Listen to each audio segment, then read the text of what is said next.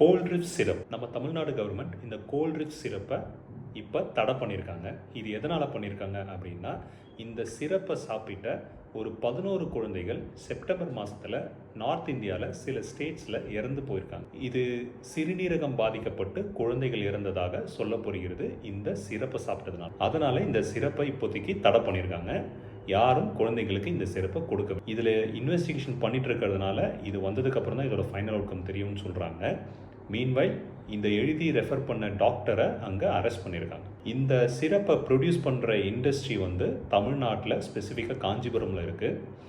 அதே மாதிரி இந்த syrup all over India supply ஆகிருக்கு. அப்படி இருக்கும்போது எதுக்காக சில ஸ்டேட்ஸில் மட்டும் ப்ராப்ளம் வருது, மற்ற ஸ்டேட்ஸ்லலாம் ப்ராப்ளம் வரல? ஒருவேளை எக்ஸ்பயர் ஆன சிரப்பை நமக்கு கொடுத்துருக்காங்களா அப்படின்றதையும் இன்வெஸ்டிகேட் பண்ணிட்டு இருக்காங்க.